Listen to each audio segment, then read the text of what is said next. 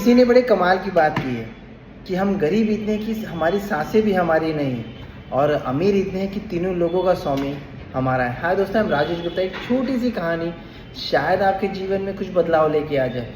ये कहानी एक संत महात्मा की है जो बड़े फेमस थे अपने दिनचर्या को लेके, भगवान की भक्ति को लेके और शिष्य को सिखाने तक के लेके।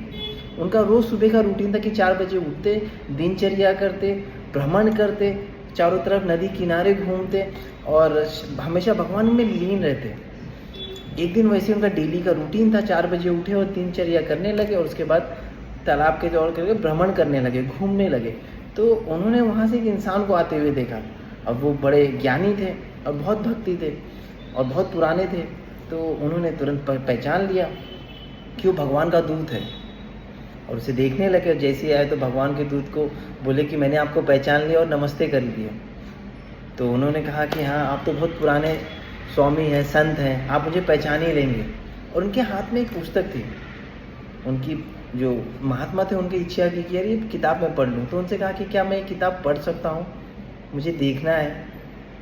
तो बोले ठीक है। बोले किस चीज़ की किताब है?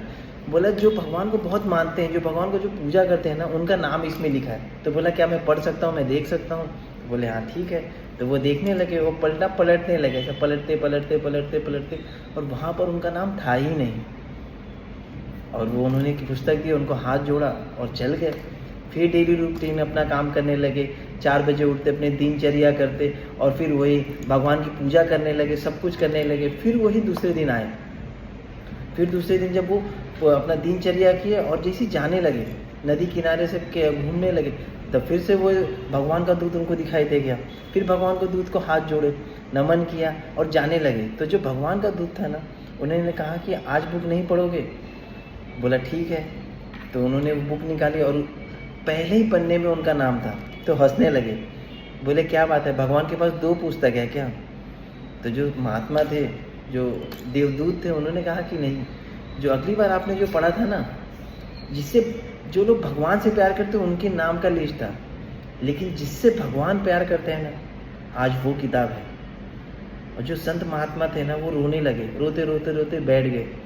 बोला हे भगवान, उस दिन अगर मैं बोलता ना रिएक्ट कर देता, गुस्सा हो जाता, चिढ़ जाता कि भगवान मुझसे प्रेम नहीं करते, लेकिन मेरा जो अडिग था कि नहीं, मैं भगवान से बहुत प्रेम करता हूँ और मैंने अपना दिनचर्या हमेशा रखा। बस भगवान आप बोलते हैं ना, मेरी सुरक्षा हमेशा करना, चाहे मैं कितनी भी मुसीबत में रहूँ। और मैं आप सबको भी बता दूँ, ये कहानी महात्मा की नहीं है, ये हमारी और आपकी कहानी है। जब भी हमें जो मनचाही चीज़ नहीं मिलती ना, कि हमें ये चाहिए वो चाहिए और नहीं मिलता, और हम भगवान से दूर होने लगते हैं, आपको हमेशा ख्याल करना है, भगवान को पूजना है, भगवान पे भक्ति रखना है, भगवान पर भरोसा रखना है।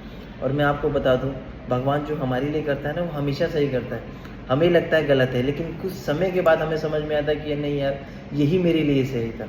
तो हमेशा भगवान को याद करो, भगवान को भक्ति करो। और जब भी बोलते हैं ना, आप भगवान को याद करें ना करें, ऐसा करो कि भगवान आपको हमेशा याद रखे। थैंक यू सो मच, अपना ख्याल करिए।